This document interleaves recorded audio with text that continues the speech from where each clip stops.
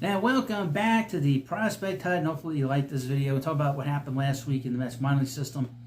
Again, Mets Rise does a great job, Rising Apple does a great job, and of course, Mets Minors does a great job too.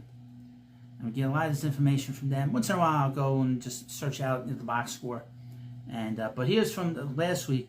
Carson Bench highlights prospect promotions.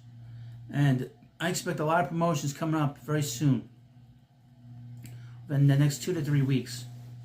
Congratulations are in order for Mets 2024 first round pick Carson Bench, who received the promotion to Double-A Binghamton following a sustained stretch of great plays at the beginning of the season.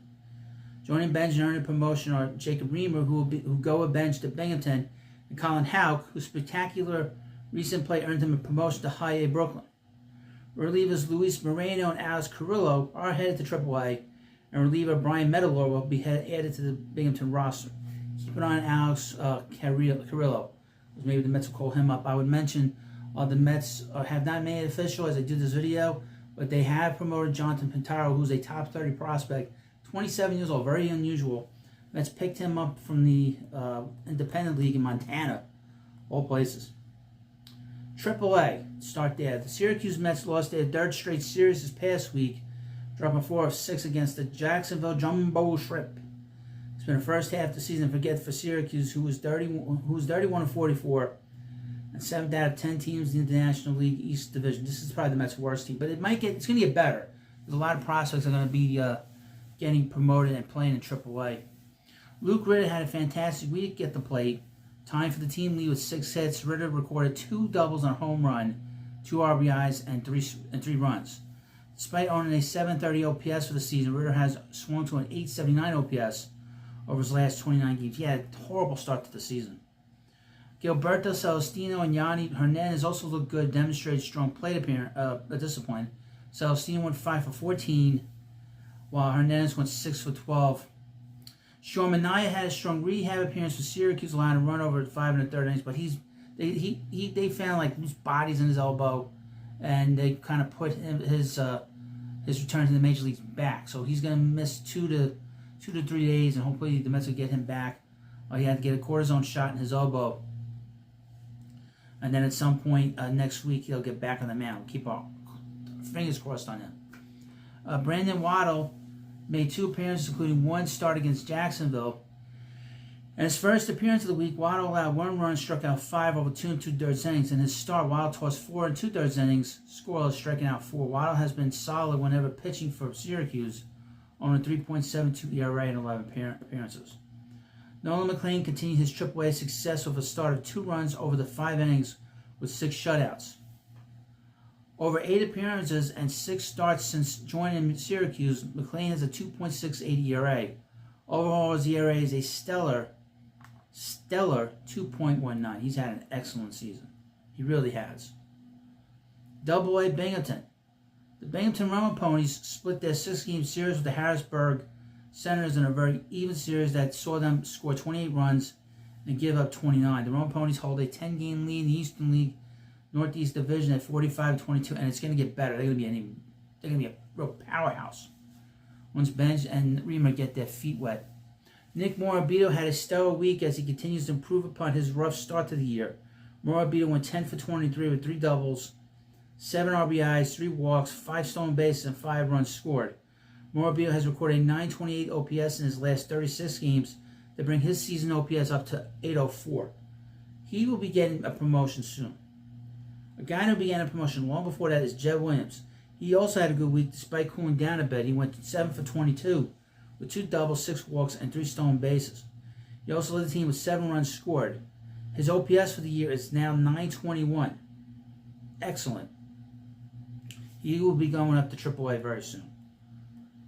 Kevin Parada had another solid series, going 6 for 19 with double and 2 RBIs. He dealt with some strikeouts, though, tallying 11 over his 5 games played. Still, Parada improved his OPS, which now sits at 717. Now, that doesn't sound like much, but we're talking about 4 weeks ago, it was in the 400s. And people have sort of given up on him. Okay? We will see if he's able to come back from this. Let's put a lot of time into him. It hasn't worked out. That's why he never drafted a catcher high. Jonathan Tom put together a routine start with 7 2/3 innings, no runs allowed, and 11 strikeouts against the Senators. Yes, that kind of start has been routine for Tom this year. He allowed just 2 hits and a walk, and lowered his ERA in the year to 1.75. Tom continues to prove himself as not only one of the best pitchers in the Mets system, but in all of minor league baseball. Now, people are talking about him being the best minor league starter right now. One of the best minor league pitchers in baseball right now. That is something to keep an eye on. Douglas Orlana and Cameron Forster, a couple of relievers having elite seasons with Binghamton, continued their success with 2 1/3 scoreless innings each in the previous series. Orlana made 2 appearances, allowing 1 hit and striking out 5. Forster threw his scoreless innings in just 1 outing, and it was perfect as he didn't allow a base runner and struck out 4 batters. Keep an eye on these guys. These guys might be going to Citi Field at some point. The Brooklyn Cyclones had a fantastic week against the Aberdeen Ironbirds, winning 5 of 6. The series was lopsided, with Brooklyn outscoring Aberdeen 33-16. Chris Sewell was Brooklyn's clear best player of the series, going 9 for 19, with a double and a triple, 2 home runs, 8 RBIs, 2 walks, and a stolen base. Sewell also tied for the team lead with 5 runs scored. He has mostly cooled down after a rollicking first few weeks of the season, but he has his OPS back up to 858. Sewell was named in South Atlantic League Player of the Week. At some point, he's going to get promoted within the next month. Carson Bench and Eli Serrano, a pair of top draft picks in 24, also had great weeks. Bench went 6 for 21 for triple, 5 walks to just 1 strikeout, and 3 stolen bases. Serrano went 7 for 17 with 2 doubles and an RBI, and he tied Sewell with 5 runs scored. Bench owns an 897 OPS, while Serrano owns an even 800 OPS. Just incredible seasons. Serrano, got to keep an eye on him. He has not played much, and he's not as nearly as hot as Bench has been. So maybe he gets a call maybe sometime in September to AAA, or the AA, excuse me. Noah Hall twirled the gem, allowing just 1 hit over 7 scoreless innings, while striking out 8. Hall walked 6 batters, a concerning number over 7 innings, but he didn't allow any of his base runners to score. Hall has been excellent this year, owning a 2.27 ERA in 14 games. Possible call-up to AA. Jonathan Santucci made 2 starts and pitched excellently in each one. He threw a total of 10 innings, allowing 2 runs on 5 hits, 2 walks, and 11 strikeouts. Santucci has completely turned this season around, owning a 1.03 ERA over his last 7 games, after recording an 8.14 ERA over his first 6. Wow. Total turnaround. Overall, his ERA sits at 3.70. Nate Dome also shined, striking out 8 over 4 scoreless innings.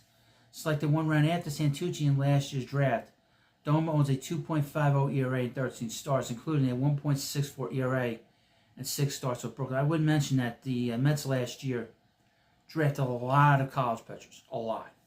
Because they recognize that there is a real problem in the Mets minor league system for pitching. And now they have a lot of depth, and these guys are pitching really well. And a lot of these guys do not have a lot of innings under their arm. A lot of them did not pitch a lot in college because a lot of them were hurt, and the Mets just like their stuff. And these guys have pitched really well. The St. Lucie Mets split their 6-game series with the Palm Beach Cardinals. After dropping the first 3 games of the series, the Mets salvaged the disaster by rebounding to win the next 3. The Mets remain in first place in the Florida State League Division at 37-31. Colin Houck had another really good week on his way to earning his promotion to High A Brooklyn. Houck went 6 for 20 with 3 doubles, 5 walks, 2 stolen bases, and 6 runs. He ends his time in St. Lucie with 812 OPS, including 890 OPS over his last 40 games. Now, Houck was the Mets' number 1 pick in 2023. He was a pick of Billy Epler. They drafted him out of high school. He was a player that was the best player in high school in Georgia, but it has taken him a long time to develop. He has taken a long time to develop as a player. Last year was a disaster for him, and he got off to a slow start this year. People thought he was going to lose his prospect status, but it looks like he's regained it. He's in much better shape as a prospect than Kevin Parada is. Jonathan Enriquez also had a good series, going 6 for 19. Pitcher Wellington Aracena had a phenomenal start, striking out 8 over 5 hitless innings. His only base runners allowed were on 2 walks. Franklin Gomez finished out the game that Arocena started with 3 hitless innings of his own, striking out 4 of a hit batter, being his lone blemish. Gomez has recorded an ERA of 2.83 in 9 games this year. The FCL Mets went 3-4 this past week to move to 13-21 on the year. They remain in last place. That doesn't matter. It's all about development. Randy Guzman had a great week to continue his impressive start of the year, going 5 for 16 with 2 doubles, a home run, 4 RBIs, and 3 walks.